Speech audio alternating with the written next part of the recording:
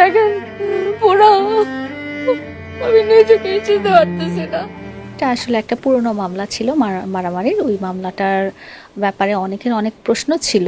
তো সেই প্রশ্নগুলো আমি একটু ক্লিয়ার করার জন্য এসেছি যে কেন মামলাটা হয়েছে, মামলাটা কি সত্যি না মামলাটা মিথ্যা, বা এই রিলেটেড মামলাটা এখন কেন আমি আগাচ্ছি না, বা এতদিন পরে কেন আবার সামনে আসলো, এই ডিটেলসগুলো ক্লিয়ার করার জন্য আমি আজকে এসেছিলাম। আসলে মারামারিটা করা ওর একটা পার্ট অফ লাইফের মতো। ওর কোনো কিছু মন মতো না হলে বা ওর কোনো কিছু চাহিদা থাকলে ও রেগে যে ও মারে। ওই দিন পার্টিকুলারলি ছিল যে ওকে আমি একটা খেতে যেতে মানা করেছিলাম, তো যেটার কারণে সে রেগে যে মারামারি করেছিল। তো সম্পর্ক নেই জিনিসটা ক্ল্যারিফাই করেছি, কারণ হচ্ছে যে এখনকার নানা ঘটনার প্রেক্ষিতে এটা ক্ল্যারিফাই করা খুব জরুরি ছিল।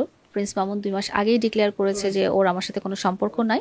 তো আমিও জিনিসটা ক্ল্যারিফাই করলাম যে ওর সাথে আমার, আপনারা যেহেতু আমার বাসায় এসেছিল যেদিন আমি ডিক্লেয়ার করেছি, তার আগের দিন এসেছিল এবং সেলুনে ইনভাইট করে গেছে। তো সেলুনে যখন আপনারা আমাকে ওর সাথে দেখবেন তখন ভাববেন যে এই তো এত ঝগড়ার নাটক করেছে এটা সেটা। তো আমি সবাইকে বলার জন্যই, ক্লিয়ার করার জন্যই বলেছি যে আসলে ওর সাথে আমার সম্পর্ক নেই, কিন্তু ওর সাথে আমার একটা মানুষ হিসেবে ভালো ফিলিংস আছে। ও আমাকে ভালোবাসে কি বাসে না এখন সেটা আমি জানি না, বাট আমি এখনো ওকে অনেক ভালোবাসি। এটার জন্যই আমি ক্ল্যারিফাই করেছি যে ওর সাথে আমার ব্যক্তিগত যে সম্পর্কটা ছিল, আপনারা স্ট্যাটাসটা হয়তো ভালো করে পড়েননি, ওর সাথে আমার ব্যক্তিগত যে সম্পর্কটা ছিল সেই সম্পর্কটা আর কন্টিনিউ হচ্ছিল না 14 তারিখ মার্চ 2024 সাল থেকে। এবং অ্যাজ পার্টনার বা অ্যাজ এ কি বলে কো আর্টিস্ট বা কো ওয়ার্কার বা যেটা বলেন যে একসাথে আমরা কন্টেন্ট ক্রিয়েট করি বা একসাথে কাজ করার ব্যাপারটা, প্রমোশনের ব্যাপারটা, এগুলোর ব্যাপারে তো আমাদের কোনো ক্লাশ নাই। তো ওগুলো আমি একজন সাধারণ মানুষ হিসেবে ওখানে গিয়েছিলাম এবং আমার যে আদর যত্নগুলো দেখেছেন ওগুলো আমার ব্যক্তিগত ফিলিংস ওর জন্য, যেটা আপনারা সারা জীবন দেখে আসেন। তো হঠাৎ করে এই ফিলিংসটা একদিন পরে তো চলে যাওয়ার কোনো স্কোপ নাই। তো ঘাম মুছে দিয়েছি বা ও ও তো সারাক্ষণ আমার হাত ধরেছিল। হ্যাঁ, আমার এন্ড থেকে না হয় ভালোবাসা আছে, আমাকে আপনারা নির্লজ্জ বলছেন। ও তো ওর বাইকে আমাকে উঠিয়েছে, তাহলে ওকে কেন নির্লজ্জ বলছেন না?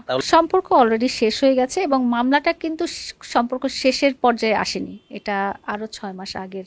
যারা আমাদেরকে পছন্দ করছে না বা আমাদের ভিডিও দেখতে যাদের ভালো লাগছে না তারা ইগনোর করতে পারেন, তাদের এই অপশনটা আছে। এখন তো কিছুই হয় না। প্রথমে আমি ওর ফ্যান ছিলাম, এটা আগে বলেছি। মাঝখানেও আমার পার্টনার এবং সোলমেট ছিল, সেটাও আমি ক্লিয়ারিফাই করেছি। তারপরে এখন আমি আবার অ্যাজ এ ফ্যান তাকে আমি ফলো করি। এই ডিসকাশনগুলো অলরেডি হয়েছে, এখন আর এইটা নিয়ে আমি ডিসকাস করতে চাচ্ছি না। একটা চ্যাপ্টার আমার লাইফ থেকে চলে গেছে, আপনি বরং আমাকে নতুন লাইফের জন্য শুভকামনা দিতে পারেন।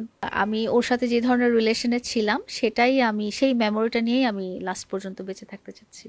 একটা গাড়ি দিয়েছিলাম একটা টাইমে, তারপরে কি আবার ফেরত কেন পাবো? আপনি কাউকে গিফট করে কি আবার ফেরত নিয়ে নেন নাকি? যদি যেটা বলবেই না সেটার যদি কোনো আসেই না, ও কোনো দুনিয়া উল্টায় যদি সূর্য কোন দিকে এখন উঠে, পূর্ব দিকে উঠে, হ্যাঁ দুনিয়া উল্টায় যদি সূর্য পশ্চিম দিকে, দক্ষিণ দিকে, উত্তর দিকে উঠে, তাহলেও মামুন এই কাজটা কখনোই করবে না, কারণ আমি ওকে চিনি। আমি অনেক ক্লোজলি তাকে মনিটর করেছি এবং তার আচার ব্যবহার মুভমেন্ট আমি জানি।